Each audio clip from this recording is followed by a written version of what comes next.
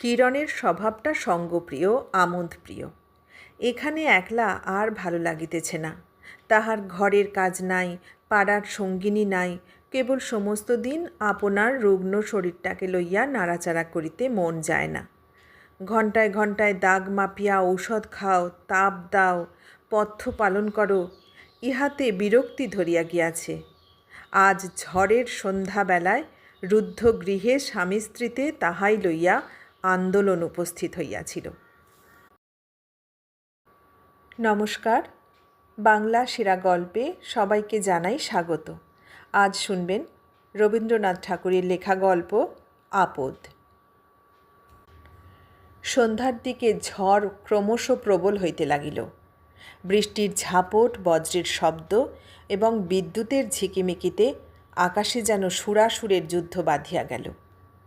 কালো কালো মেঘগুলো মহাপ্রলয়ের জয় পতাকার মতো দিকবিদিকে উড়িতে আরম্ভ করিল।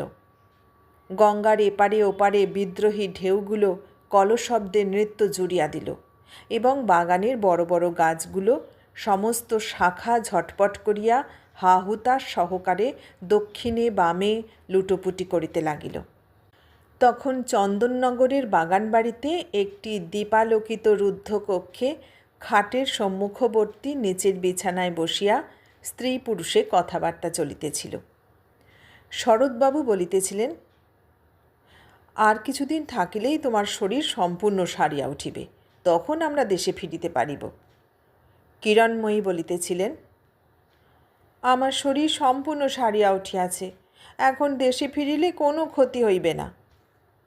বিবাহিত ব্যক্তিমাত্রেই বুঝিতে পারিবেন, কথাটা যত সংক্ষেপে রিপোর্ট করিলাম তত সংক্ষেপে শেষ হয় নাই। বিষয়টি বিশেষ দুরূহ নয়, তথাপি বাদ প্রতিবাদ কিছুতেই মীমাংসার দিকে অগ্রসর হইতেছিল না। কর্ণহীন নৌকার মতো ক্রমাগতই ঘুর খাইয়া মরিতেছিল।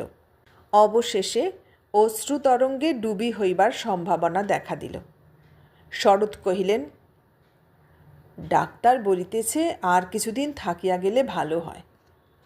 কিরণ কহিলেন, তোমার ডাক্তার তো সব জানে। শরৎ কহিলেন, জানো তো এই সময় দেশে নানা প্রকার ব্যামোর প্রাদুর্ভাব হয়, অতএব আর মাস দুয়েক কাটাইয়া গেলেই ভালো হয়। কিরণ কহিলেন, এখানে এখন বুঝি কোথাও কাহারও কোনো ব্যামো হয় না? পূর্ব ইতিহাসটা এই। কিরণকে তাহার ঘরের এবং পাড়ার সকলেই ভালোবাসে, এমনকি শাশুড়ি পর্যন্ত। সেই কিরণের যখন কঠিন পীড়া হইল তখন সকলেই চিন্তিত হইয়া উঠিল, এবং ডাক্তার যখন বায়ু পরিবর্তনের প্রস্তাব করিল তখন গৃহ এবং কাজকর্ম ছাড়িয়া প্রবাসে যাইতে তাহার স্বামী এবং শাশুড়ি কোনো আপত্তি করিলেন না। যদিও গ্রামের বিবেচক প্রাজ্ঞ ব্যক্তিমাত্রেই বায়ু পরিবর্তনে আরোগ্যের আশা করা এবং স্ত্রীর জন্য এতটা হুলস্থুল করিয়া তোলা নব্যস্ত্রৈণতার একটা নির্লজ্জ আতিশয্য বলিয়া স্থির করিলেন এবং প্রশ্ন করিলেন, ইতিপূর্বে কি কাহারও স্ত্রীর কঠিন পীড়া হয় নাই? শরৎ যেখানে যাওয়া স্থির করিয়াছেন সেখানে কি মানুষরা অমর? এবং এমন কোনো দেশ আছে কি যে অদৃষ্টের লিপি সফল হয় না? তথাপি শরৎ এবং তাহার মা সে সকল কথায় কর্ণপাত করিলেন না। তখন গ্রামের সমস্ত সমবেত বিজ্ঞতার অপেক্ষা তাহাদের হৃদয়লক্ষ্মী কিরণের প্রাণটুকু তাহাদের নিকট গুরুতর বোধ হইল। প্রিয় ব্যক্তির বিপদে মানুষের এরূপ মোহ ঘটিয়া থাকে। শরৎ চন্দননগরের বাগানে আসিয়া বাস করিতেছেন এবং কিরণও রোগমুক্তি হইয়াছেন, কেবল শরীর এখনও সম্পূর্ণ সবল হয় নাই। তাহার মুখে চক্ষে একটি সকরুণ কৃশতা অঙ্কিত হইয়াছে, যাহা দেখিলে হৃৎকম্পসহ মনে উদয় হয়, আহা, বড় রক্ষা পাইয়াছি। কিন্তু কিরণের স্বভাবটা সঙ্গপ্রিয়, আমোদপ্রিয়। এখানে একলা আর ভালো লাগিতেছে না। তাহার ঘরের কাজ নাই, পাড়ার সঙ্গিনী নাই, কেবল সমস্ত দিন আপনার রুগ্ন শরীরটাকে লইয়া নাড়াচাড়া করিতে মন যায় না। ঘণ্টায় ঘণ্টায় দাগ মাপিয়া ঔষধ খাও, তাপ দাও, পথ্য পালন করো, ইহাতে বিরক্তি ধরিয়া গিয়াছে। আজ ঝড়ের সন্ধ্যাবেলায় রুদ্ধ গৃহে স্বামী স্ত্রীতে তাহাই লইয়া আন্দোলন উপস্থিত হইয়াছিল। কিরণ যতক্ষণ উত্তর দিতেছিল ততক্ষণ উভয় পক্ষে সমকক্ষভাবে দ্বন্দ্বযুদ্ধ চলিতেছিল। কিন্তু অবশেষে কিরণ যখন নিরুত্তর হইয়া বিনা প্রতিবাদে শরতের দিক হইতে ঈষৎ বিমুখ হইয়া ঘাড় বাঁকাইয়া বসিল, তখন দুর্বল নিরুপায় পুরুষটির আর কোনো অস্ত্র রহিল না।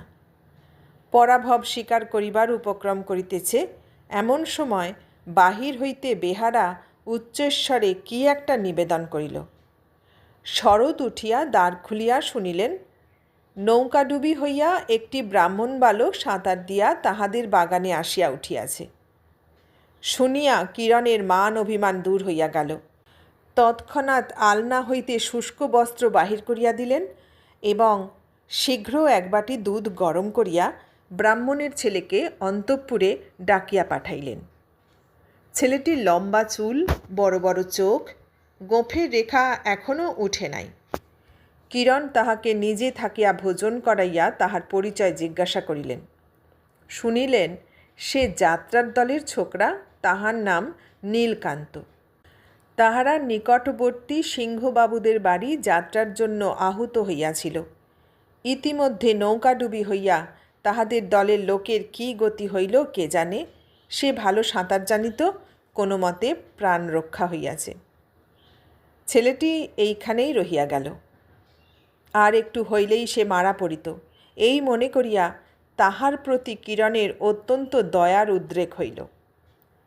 শরৎ মনে করিলেন, হইল ভালো, কিরণ একটা নূতন কাজ হাতে পাইলেন, এখন কিছুকাল এইভাবেই কাটিয়া যাইবে। ব্রাহ্মণ বালকের কল্যাণে পুণ্য সঞ্চয়ের প্রত্যাশায় শাশুড়িও প্রসন্নতা লাভ করিলেন এবং অধিকারী মহাশয় ও যমরাজের হাত হইতে সহসা এই ধনী পরিবারের হাতে বদলি হইয়া নীলকান্ত বিশেষ আরাম বোধ করিল। কিন্তু অনতিবিলম্বে শরৎ এবং তাহার মাতার মত পরিবর্তন হইতে লাগিল। তাহারা ভাবিলেন, আর আবশ্যক নাই, এখন এই ছেলেটাকে বিদায় করিতে পারিলে আপদ যায়। নীলকান্ত গোপনে শরতের গুড়গুড়িতে ফরফর শব্দে তামাক টানিতে আরম্ভ করিল। বৃষ্টির দিনে অম্লান বদলে তাহার শখের সিল্কের ছাতাটি মাথায় দিয়া নববন্ধু সঞ্চয় চেষ্টায় পল্লীতে পর্যটন করিতে লাগিল।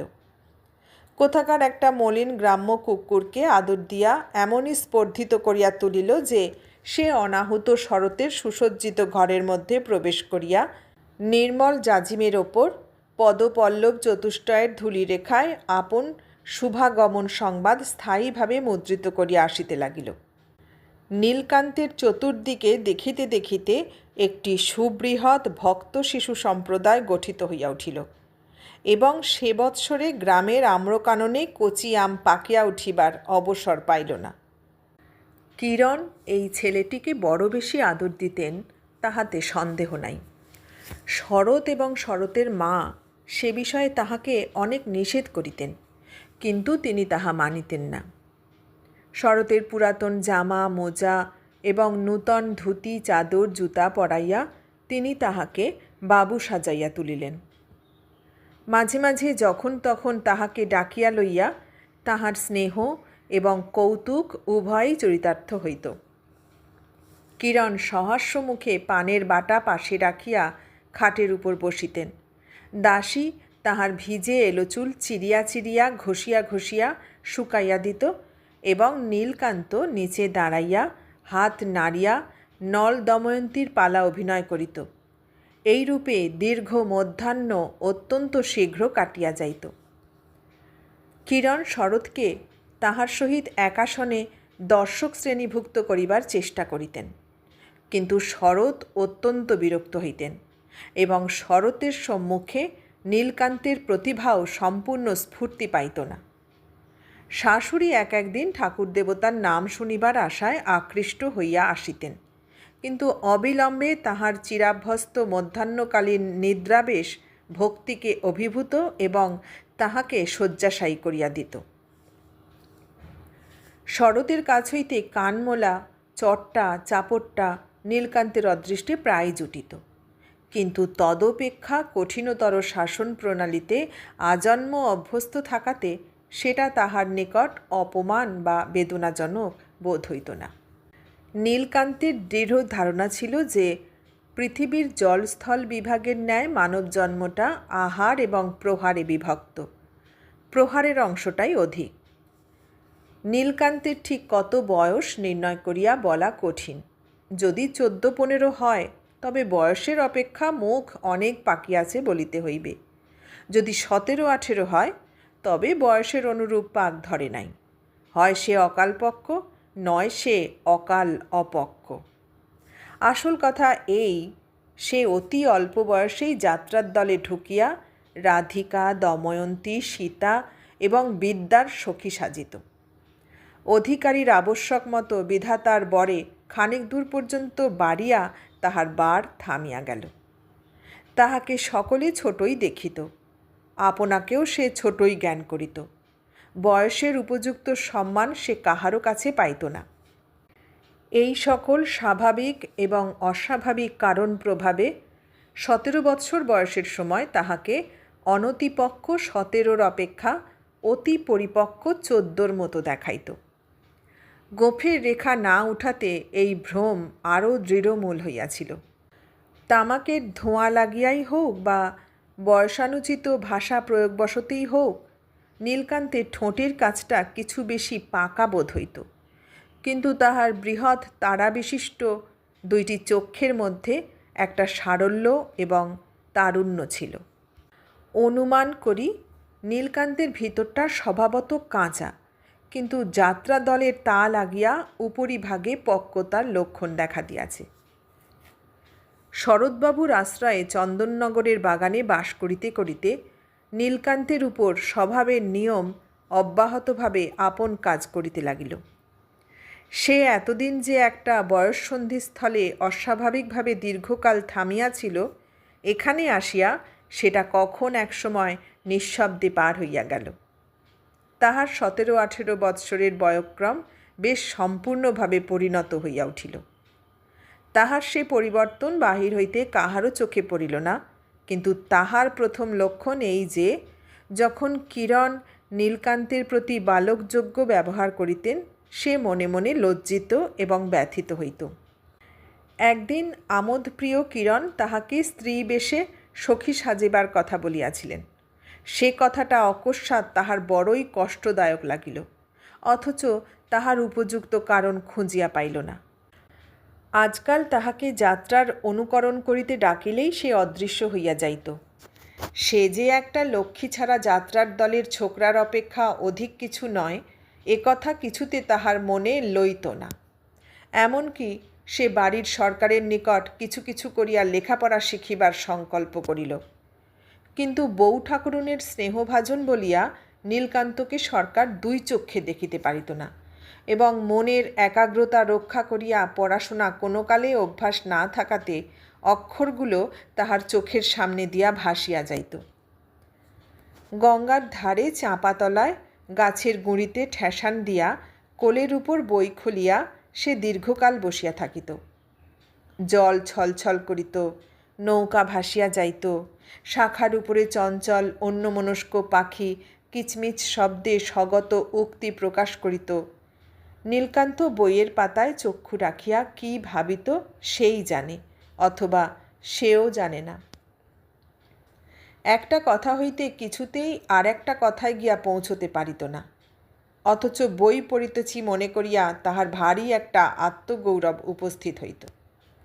সামনে দিয়া যখন একটা নৌকা যাইত, তখন সে আরও অধিক আড়ম্বরের সহিত বইখানা তুলিয়া বিড়বিড় করিয়া পড়ার ভান করিত। দর্শক চলিয়া গেলে সে আর পড়ার উৎসাহ রক্ষা করিতে পারিত না। পূর্বে সে অভ্যস্ত গানগুলো যন্ত্রের মতো যথানিয়মে গাহিয়া যাইত। এখন সেই গানের সুরগুলো তাহার মনে এক অপূর্ব চাঞ্চল্য সঞ্চার করে। গানের কথা অতি যৎসামান্য, তুচ্ছ অনুপ্রাসে পরিপূর্ণ। তাহার অর্থও নীলকান্তের নিকট সম্যক বোধগম্য নহে, কিন্তু যখন সে গাহিত, ওরে রাজহংস জন্মে দ্বিজ বংশে, এমন নৃশংস কেন হলি রে, বল কি জন্যে এ অরণ্যে রাজকন্যের প্রাণ সংশয় করিলি রে। তখন সে যেন সহসা লোকান্তরে উপনীত হইত। তখন চারিদিকের অভ্যস্ত জগৎটা এবং তাহার তুচ্ছ জীবনটা গানে তর্জমা হইয়া একটা নূতন চেহারা ধারণ করিত। রাজহংস এবং রাজকন্যার কথা হইতে তাহার মনে এক অপরূপ ছবির আভাস জাগিয়া উঠিত। সে আপনাকে কি মনে করিত স্পষ্ট করিয়া বলা যায় না, কিন্তু যাত্রার দলের পিতৃমাতৃহীন ছোকরা বলিয়া ভুলিয়া যাইত।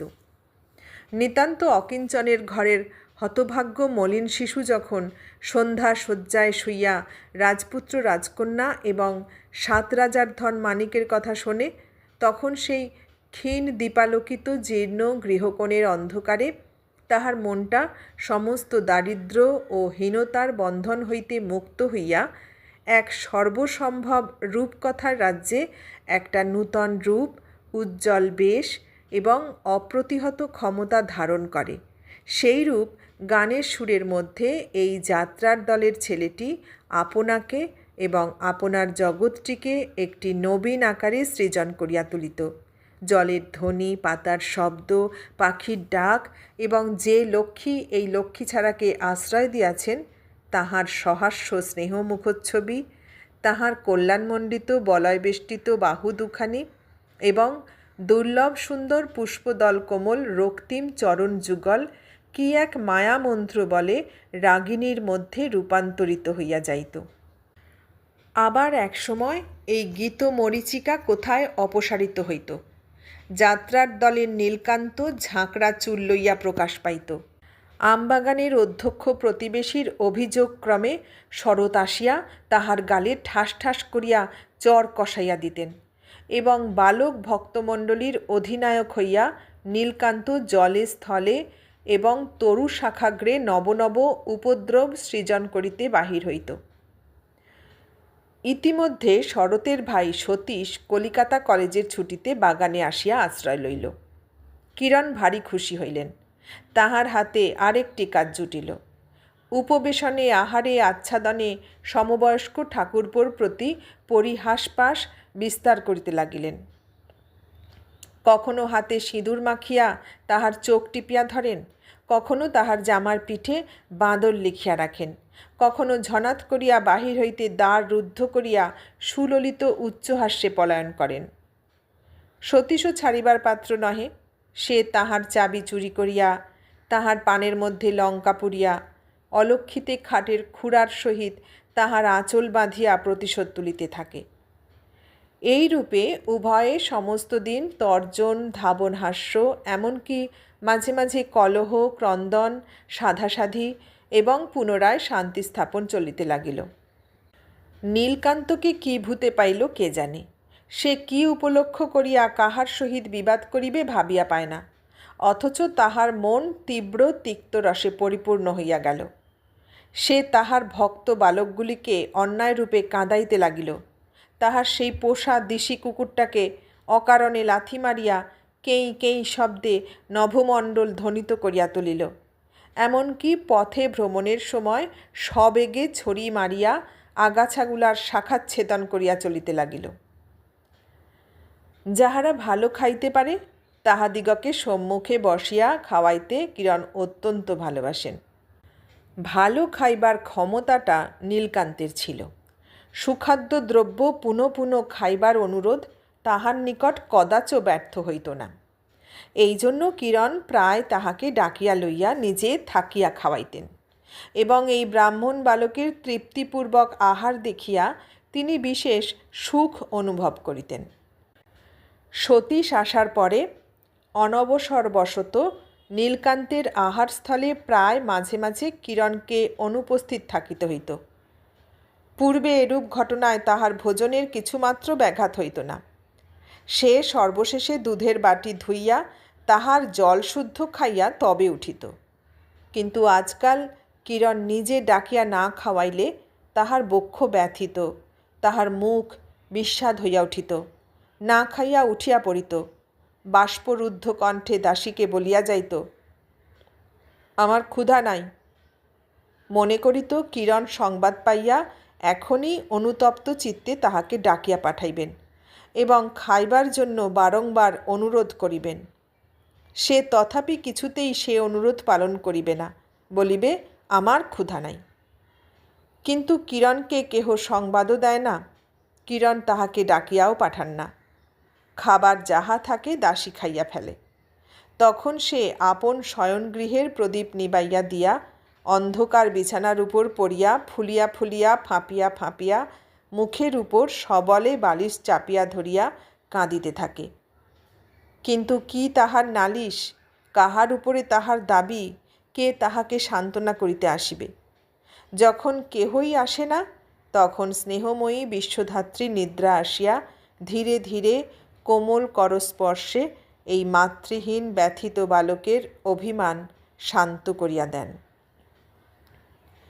নীলকান্তের দৃঢ় ধারণা হইল সতীশ কিরণের কাছে তাহার নামে সর্বদাই লাগায়।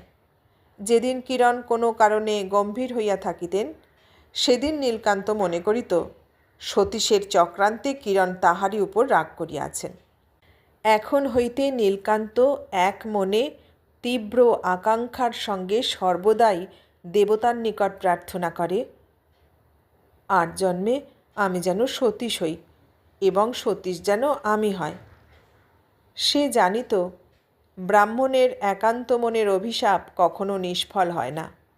এই জন্য সে মনে মনে সতীশকে ব্রহ্মতেজে দগ্ধ করিতে গিয়া নিজে দগ্ধ হইতে থাকিত এবং উপরের তলা হইতে সতীশ ও তাহার বউ ঠাকুরানীর উচ্ছ্বসিত উচ্চ হাস্য মিশ্রিত পরিহাস কলরব শুনিতে পাইত।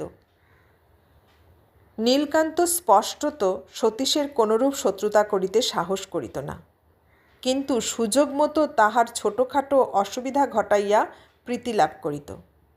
ঘাটের সোপানে সাবান রাখিয়া সতীশ যখন গঙ্গায় নামিয়া ডুব দিতে আরম্ভ করিত, তখন নীলকান্ত ফস করিয়া আসিয়া সাবান চুরি করিয়া লইত। সতীশ যথাকালে সাবানের সন্ধানে আসিয়া দেখিত সাবান নাই। একদিন নাহিতে নাহিতে হঠাৎ দেখিল তাহার বিশেষ শখের চিকনের কাজ করা জামাটি গঙ্গার জলে ভাসিয়া যাইতেছে। ভাবিল হাওয়ায় উড়িয়া গেছে, কিন্তু হাওয়াটা কোন দিক হইতে বহিল তাহা কেহ জানে না। একদিন সতীশকে আমোদ দিবার জন্য কিরণ নীলকান্তকে ডাকিয়া তাহাকে যাত্রার গান গাহিতে বলিলেন। নীলকান্ত নিরুত্তর হইয়া রহিল। কিরণ বিস্মিত হইয়া জিজ্ঞাসা করিলেন, তোর আবার কি হলো রে? নীলকান্ত তাহার জবাব দিল না। কিরণ পুনশ্চ বলিলেন, সেই গানটা গা না। সে আমি ভুলে গেছি, বলিয়া নীলকান্ত চলিয়া গেল। অবশেষে কিরণের দেশে ফিরিবার সময় হইল। সকলেই প্রস্তুত হইতে লাগিল, সতীশও সঙ্গে যাইবে। কিন্তু নীলকান্তকে কেহ কোনো কথাই বলে না।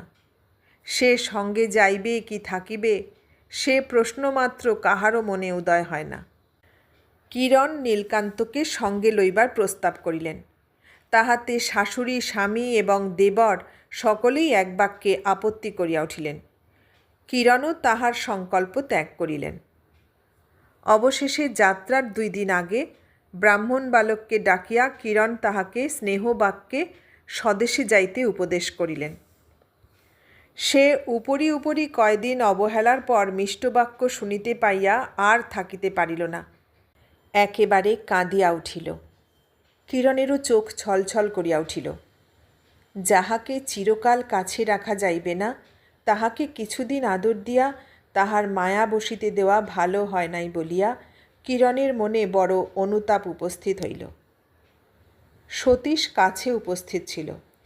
সে অত বড় ছেলের কান্না দেখিয়া ভারী বিরক্ত হইয়া বলিয়া উঠিল, আরে মোলো, কথা নাই বার্তা নাই, একেবারে কাঁদিয়াই অস্থির। কিরণ এই কঠোর উক্তির জন্য সতীশকে ভৎসনা করিলেন। সতীশ কহিল, তুমি বোঝো না বৌদিদি, তুমি সকলকেই বড় বেশি বিশ্বাস করো।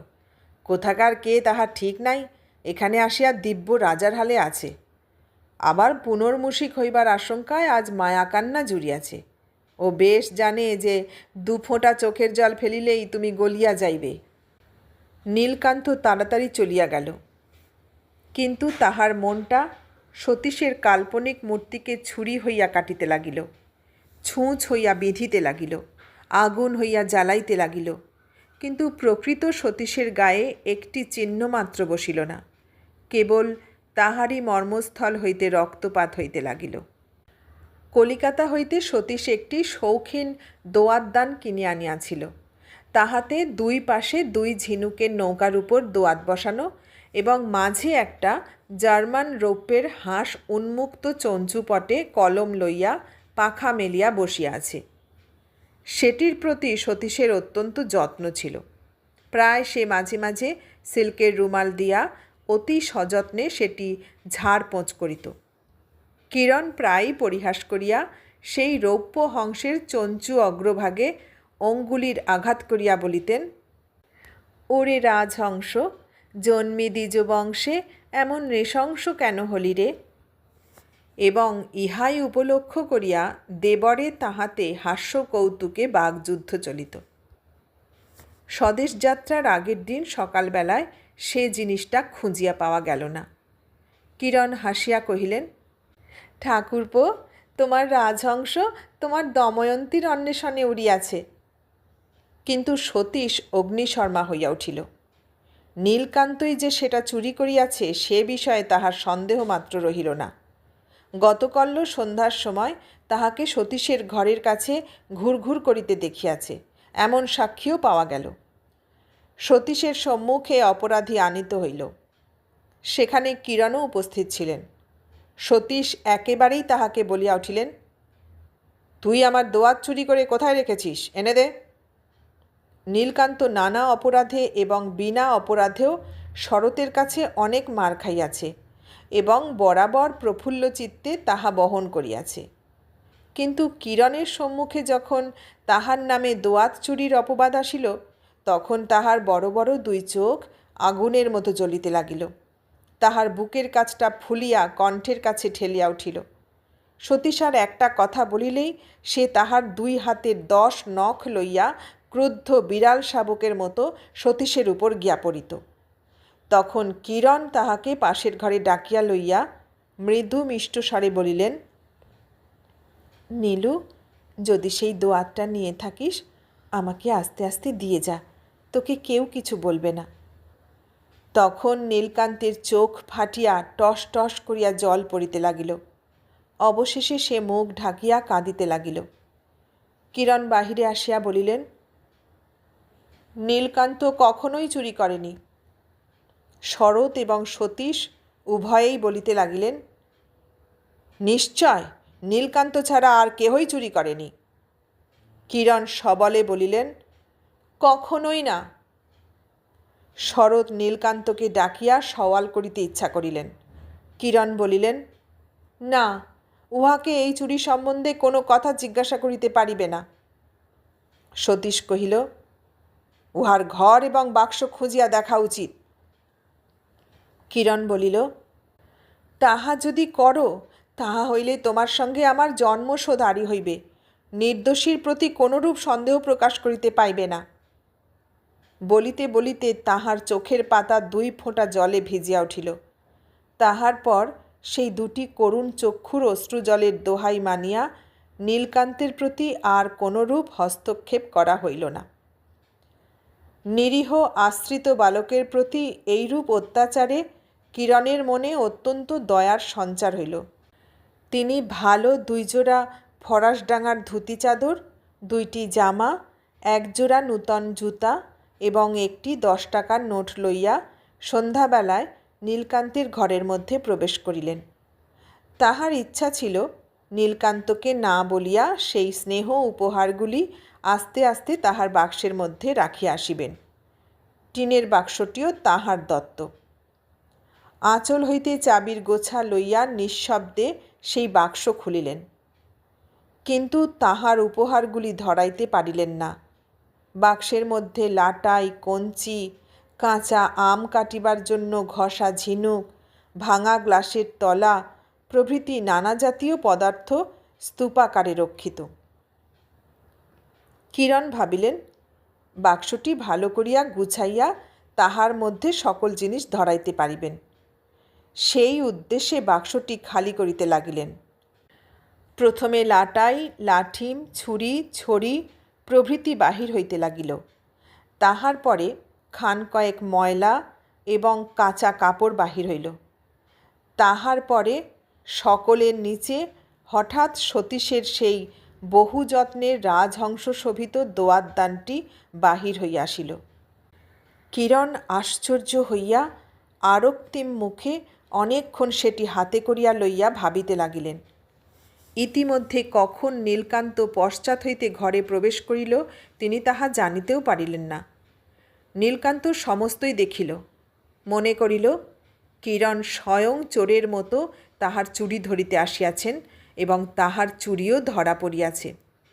সে যে সামান্য চোরের মতো লোভে পড়িয়া চুরি করে নাই, সে যে কেবল প্রতিহিংসা সাধনের জন্য এ কাজ করিয়াছে, সে যে ওই জিনিসটা গঙ্গার জলে ফেলিয়া দিবে বলিয়াই ঠিক করিয়াছিল, কেবল এক মুহূর্তের দুর্বলতাবশত ফেলিয়া না দিয়া নিজের বাক্সর মধ্যে পুরিয়াছে, সে সকল কথা সে কেমন করিয়া বুঝাইবে? সে চোর নয়, সে চোর নয়, তবে সে কি? কেমন করিয়া বলিবে সে কি? সে চুরি করিয়াছে, কিন্তু সে চোর নহে। কিরণ যে তাহাকে চোর বলিয়া সন্দেহ করিয়াছেন, এ নিষ্ঠুর অন্যায় সে কিছুতেই বুঝাইতেও পারিবে না, বহন করিতেও পারিবে না। কিরণ একটা দীর্ঘ নিঃশ্বাস ফেলিয়া সেই দোয়াতদানটা বাক্সর ভিতরে রাখিলেন। চোরের মতো তাহার উপর ময়লা কাপড় চাপা দিলেন।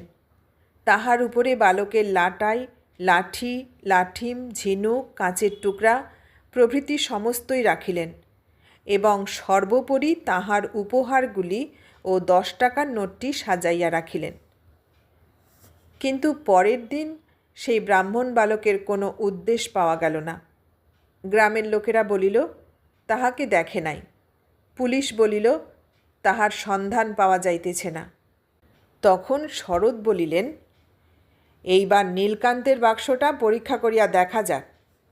কিরণ জেদ করিয়া বলিলেন, সে কিছুতেই হইবে না বলিয়া বাক্সটি আপন ঘরে আনাইয়া দোয়াতটি বাহির করিয়া গোপনে গঙ্গার জলে ফেলিয়া আসিলেন।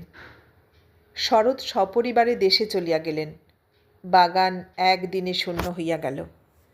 কেবল নীলকান্তের সেই পোষা গ্রাম্য কুকুরটা আহার ত্যাগ করিয়া নদীর ধারে ধারে ঘুরিয়া ঘুরিয়া খুঁজিয়া খুঁজিয়া কাঁদিয়া কাঁদিয়া বেড়াইতে লাগিল। রবীন্দ্রনাথ ঠাকুরের লেখা আপদ গল্পটি এখানেই শেষ হলো।